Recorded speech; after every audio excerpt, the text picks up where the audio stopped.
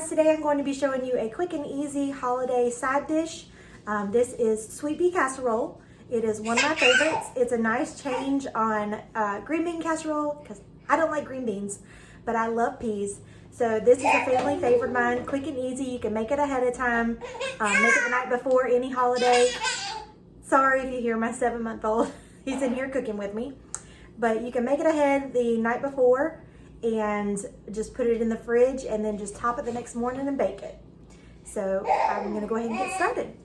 You are going to need a can of water chestnuts, a can of drained diced pimentos, 2 cans of cream of mushroom soup, and 2 cans of very young sweet peas, butter,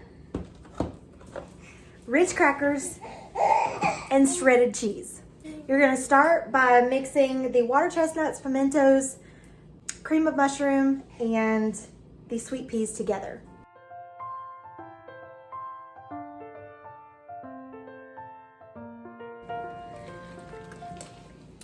Okay, so this is what it should look like when it's all mixed together. This is when you will transfer into your baking dishes. Okay, I find this cooks best in glass. I love to cook in glass. So I am just going to pour this in. And I'm actually making more than one because I like to freeze some so that I can have it throughout the year. But you are just going to make sure it's flat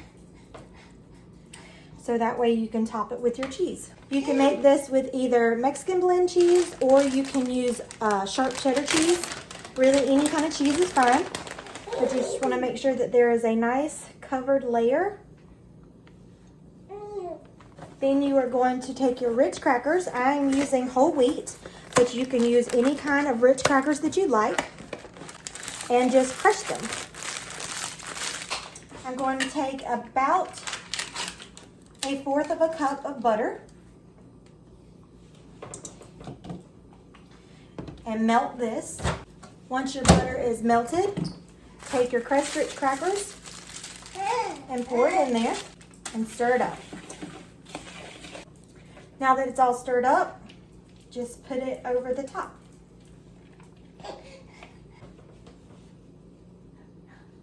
Now that it looks like this, you can place it in the oven just like this and bake it in about 20 minutes until your cheese is starting to bubble and your Ritz crackers are crisp. It is now done because the cheese is melting. You can see it melting over in the corner, but this is what your finished product will look like. If you like this video, make sure you give it a thumbs up. Also, if you would, please subscribe. And if you've made this recipe, please leave a comment down below. See you guys next time. Bye.